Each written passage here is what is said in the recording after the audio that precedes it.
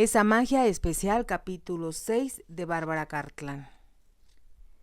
La marquesa volvió a reclinarse sobre las almohadas y como no hablara, Hilita temió que estuviera indignada y que la despidiera sin miramientos por ser impertinente e interferir en un asunto que no le concernía. El silencio duró tanto que al fin dijo, con voz temblorosa: «¿Me retiro, señora? Tal vez prefiera permanecer sola». «No, por supuesto que no. La deseo conmigo. No se vaya. Solo intento comprender sus palabras». Dijo que estaba segura de que recobraría yo la vista. ¿Cambió de opinión? ¿O admite que es una mentira? Fue como un presentimiento, pero también el odio, la indignación y la violencia pueden evitar que el cuerpo sane. Para que sus ojos se recuperen, ¿qué es lo que va a suceder? No debe entorpecer el bálsamo de Dios al utilizar las armas de Satán. De nuevo sintió que las palabras acudían espontáneas a sus labios. Comprendió que, de hecho, regresaba al pasado y citaba el tipo de conceptos dichos, con frecuencia, por las mujeres sabias o los ancianos en las aldeas árabes. Era la peculiar forma de hablar sobre sus poderes, y su madre comentaba que en ellos había mucho que podía ser beneficioso para quienes los escucharan y aprendieran. «Son fundamentales en su manera de ser», dijo en una ocasión a su hija. «Comprenden todo tal vez con mayor claridad que nosotros en lo que llamamos el mundo civilizado. Para ellos, las cosas son blancas o negras, buenas o malas, y un hombre está del lado de Alá o en su contra. No hay términos medios». La marquesa permaneció inmóvil después de escuchar a Hilita. Entonces buscó con la mano hasta encontrar la de la joven e imploró: «Ayúdeme, tiene que ayudarme. Nadie antes me había dado ni un rayo de esperanza. Ahí está, como una luz que brilla en la oscuridad, pero usted tendrá que encontrarlo por sí misma», repuso Hilita, con voz muy suave. Miró a su alrededor la desasiada habitación, el camisón roto de la marquesa y su cabellera despeinada, y preguntó en un impulso: «¿Puedo sugerirle algo, señora? ¿Qué es?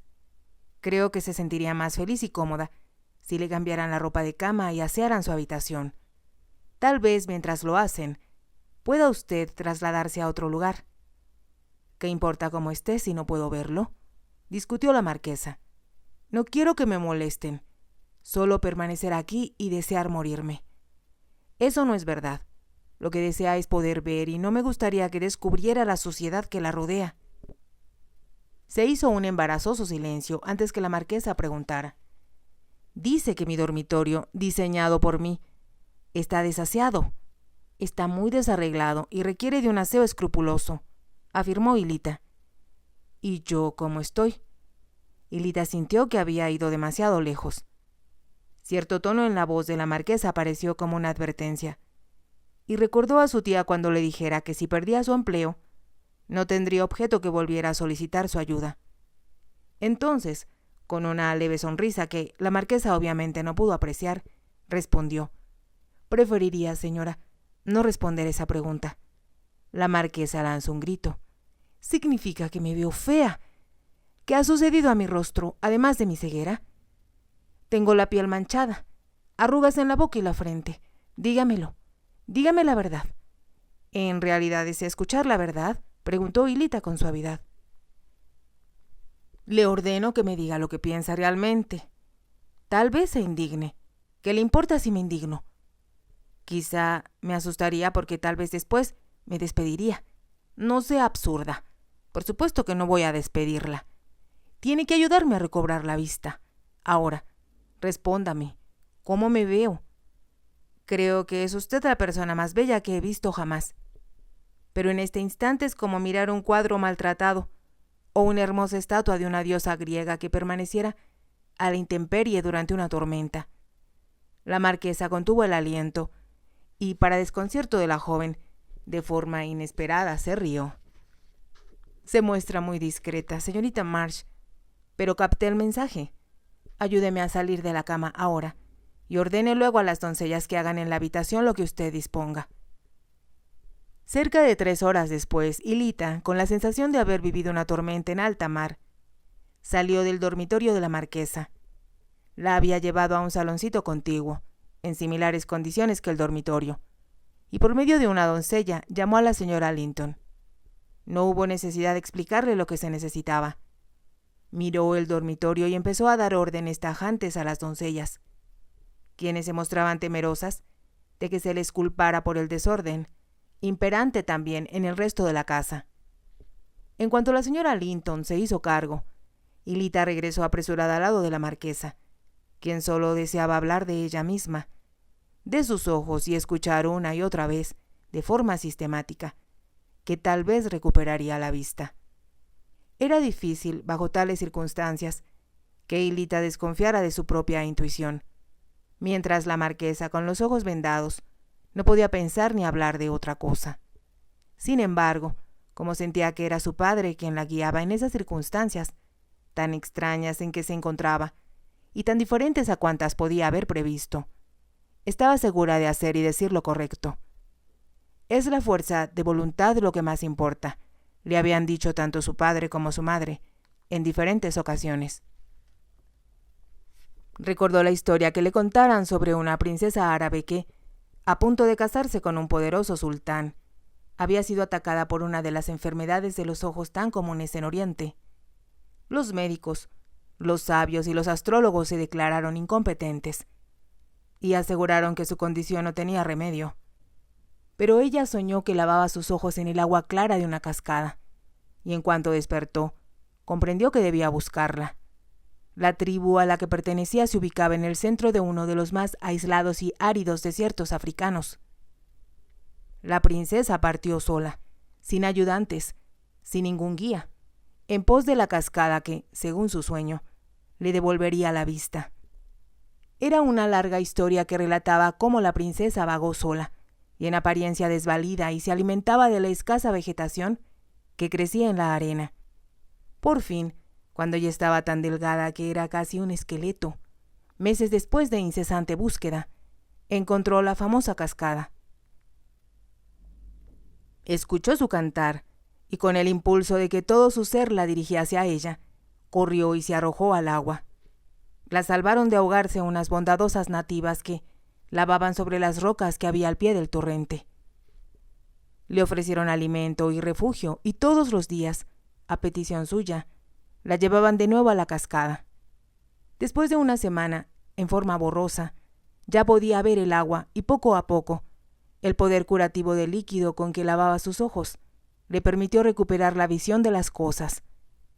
Lita había escuchado contar la historia muchas veces en árabe, y ahora, mientras la traducía al inglés para narrársela a la marquesa, sentía como si sus padres estuvieran cerca, como si se encontraran sentados, con las piernas cruzadas sobre la arena, y acabaran de consumir una oveja, asada en su honor por algún jefe de una tribu árabe. ¿Agua? ¿Cree que el agua hará bien a mis ojos?, preguntó la marquesa cuando terminó la historia. Creo que el agua fría la ayudaría, así como también la luz del sol y el aire. Es necesario que use ese vendaje. Lo uso porque es insoportable pensar en que se vea mi mirada extraviada. Vamos a quitarlo. Estoy segura de que es un error mantener vendados sus ojos. La marquesa se quitó el vendaje y entonces Lita confirmó que era la mujer más bella que había visto nunca. Se percató de que parecía mayor que al principio. Mostraba líneas oscuras bajo los ojos y algunas arruguitas en las comisuras de sus bien delineados labios. Pero aún así era hermosa y, en un impulso, Lita dijo: «Ahora sé que es bueno para usted y es muy importante. Debe pensar en lo bello, rodearse de lo bello. Nada que no sea bello deberá llegar a su mente y a su corazón. Es demasiado lo que me pide. He vivido tanto tiempo con odio que me resultará muy difícil cambiar. Debe desterrar esa actitud que, de forma definitiva, le impedirá alcanzar la cascada, como lo logró la princesa. Así que sea sensata y obligue a su voluntad a obedecerla». Una vez más, inesperadamente, la marquesa se rió. «Me hace partícipe de un juego. Muy bien, señorita March. Jugaré con usted. ¿Qué hacemos ahora? Cuando su dormitorio esté dispuesto, considero que debe descansar el resto del día. Pero mañana se levantará y en cuanto se sienta lo bastante fuerte, saldremos a caminar bajo el sol. Dejaremos que la tierra, los árboles, las flores y, por supuesto, el sol, le muestren sus poderes curativos. Parece emocionante, pero no deseo que nadie me vea. Cuando la vean, se lo prometo, estará tan hermosa como antes del accidente.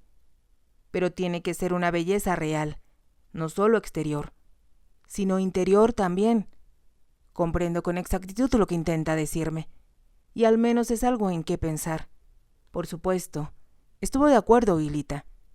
Se abrió la puerta y entró la señora Linton. Su dormitorio está listo, señora, si quiere volver a él. La marquesa miró con expresión sorprendida hacia la puerta, e Hilita comprendió que no esperaba escuchar a la señora Linton. Recordó que había despedido al ama de llaves.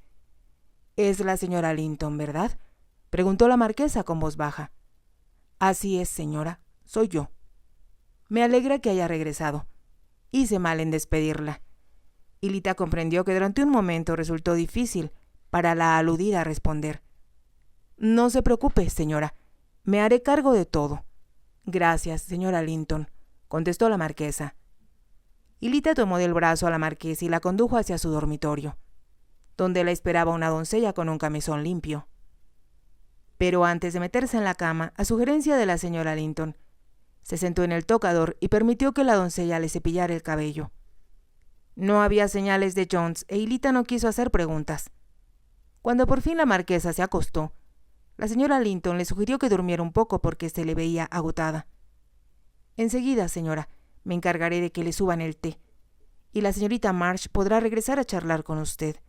«¿No se irá?», preguntó ansiosamente la marquesa a Hilita. «¿No se desvanecerá como una ilusión?». «No, por supuesto que no. En cuanto esté dispuesta para recibirme, regresaré a charlar con usted». La marquesa se deslizó bajo las sábanas limpias, y ahora el lecho aparecía muy diferente de como estaba antes.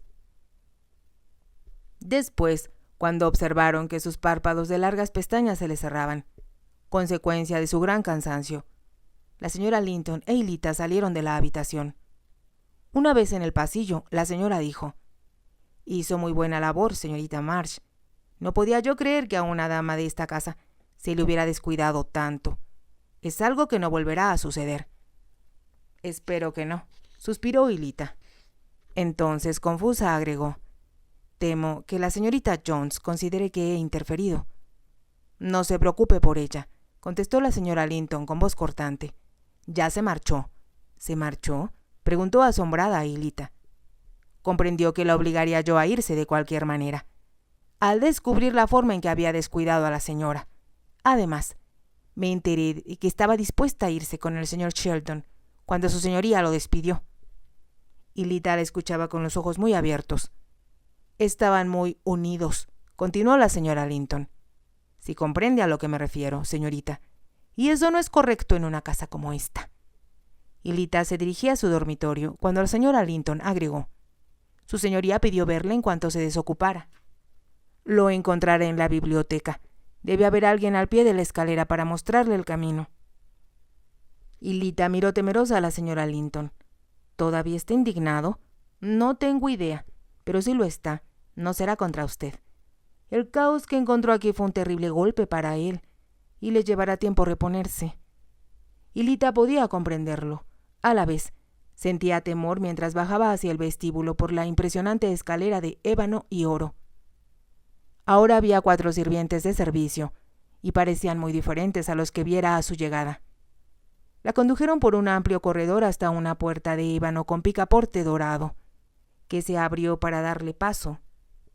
Se sintió confusa al saber que, como había estado tan ocupada, aún vestía la misma ropa con la que viajara desde Londres. Era una enorme biblioteca, con libreros desde el piso hasta el techo, y largas ventanas con cristales emplomados que ostentaban el escudo de armas del marquesado. Su señoría estaba sentado ante un escritorio. No se incorporó cuando ella se acercaba y esperó que se detuviera antes de decir: «Ahora, señorita March, deseo una explicación completa de qué hace aquí y quién la envió». No era lo que Hilita esperaba que dijera y contestó: Una amiga de la señora me recomendó como lectora, señor. Eso ya me lo dijeron, pero no soy tan tonto como para no comprender cómo debía ser una verdadera lectora, y ninguna de ellas lograría simpatizar con tal rapidez y efectividad con alguien tan difícil como es mi madrastra, a menos que hubiera una buena razón para hacerlo. No comprendo lo que quiere decir. Entonces hablaré más claro. Sospecho que al saber que la señora es una mujer muy rica, busca, como muchos de su clase, sacar ventaja. Pues bien, dígame cuánto espera de este asunto, y yo decidiré si vale la pena conservarla o despedirla. Y Lita lanzó una exclamación. Oh, por favor, ruego a su señoría que me permita quedarme. Es muy importante que permanezca aquí. De hecho, no creo haberme comportado mal. ¿No le parece indebido despertar esperanzas en una mujer ciega de que volverá a ver? Depende, por supuesto, de cuánto caso le haga a ella y cuánto le pague por buscarle esa cura milagrosa. Su voz era sarcástica y una vez más, Lita lanzó una pequeña exclamación. No es el caso, protestó. ¿Cómo puede pensar tal cosa? Por supuesto que no intento conseguir dinero de la señora. ¿Por qué iba a hacerlo? Hizo una pausa y añadió. En cuanto me habló, de alguna manera supe, por intuición, que su ceguera sería solo temporal. ¿Cómo pudo presentir tal cosa?, exigió el marqués. ¿No es usted doctor? ¿O acaso es alguna fraudulenta que cura por medio de la fe? Es imposible explicarlo, señor, pero solo puedo asegurarle que creo que un día, tal vez sea en corto o largo tiempo, la marquesa recobrará la vista. Jamás había escuchado semejante pamplina. Lleva mi credulidad a su punto máximo, señorita Marsh, y solo puedo afirmar que no creo en la clarividencia. Debe tener alguna razón para utilizarla, y la respuesta obligada es dinero. Y Lita levantó la barbilla. Me insulta, su señoría, y como yo no estoy en posición semejante, considero que se aprovecha de una ventaja injusta. El marqués arqueó una ceja. Sin duda es usted sorpresiva, señorita Marsh. ¿Qué edad tiene? Sin pensarlo, porque no esperaba la pregunta, Lita dijo la verdad. Casi 19 años, señor. A tan corta edad, repuso sarcástico el marqués. No esperará que deje de suponer que alguien la ha hecho ensayar con esmero su actuación en este lugar. Nadie me ordenó decir nada, su señoría. Me envió aquí una amiga de la señora, y apenas llegué a Londres ayer. ¿De dónde? Rápidamente, Lita pensó que tal vez había cometido una indiscreción, y después de un titubeo manifestó. Manifiesto, contestó. Del campo. ¿En qué parte de la campiña enseñan curaciones mediante la fe, mismas que usted hace, o instruyen a las jovencitas de su edad para engañar a mujeres tan excéntricas como mi madrastra que, en mi opinión, está perturbada de la mente? Eso no es verdad. Comprendo que usted se sienta muy molesto por las condiciones en que encontró la casa, pero debido a que la marquesa es tan hermosa, sea tal vez más intolerable para ella estar ciega que para otra mujer que podría tener otros intereses fuera de ella misma. Esa disculpa usted la inventa, comentó el marqués con amargura. Quizá, ya que es usted tan astuta, logre persuadirla para cambiar de opinión y me permita restaurar y preservar algunas partes de esta casa y sus jardines.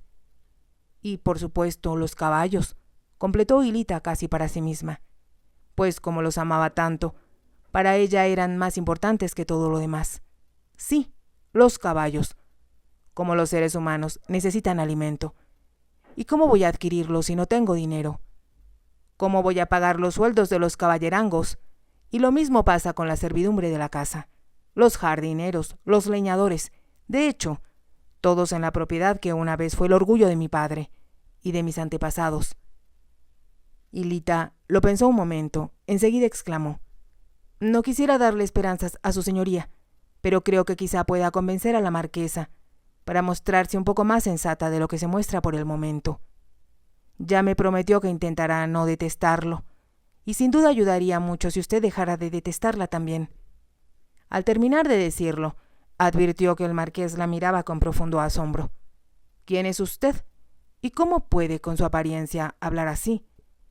Lo que no comprendo es cómo, aun cuando apenas llegó hoy, y la encontré sentada en la escalinata, sea posible que tenga tal ascendencia sobre mi madrastra. Es magia negra. Hilita se rió. Magia blanca, señor, sería un término más justo, y con franqueza es bastante sencillo. Espero que me lo explique. Los doctores, y supongo que la señora marquesa, habrá consultado a los más destacados del país. Están de acuerdo con que no hay curación posible.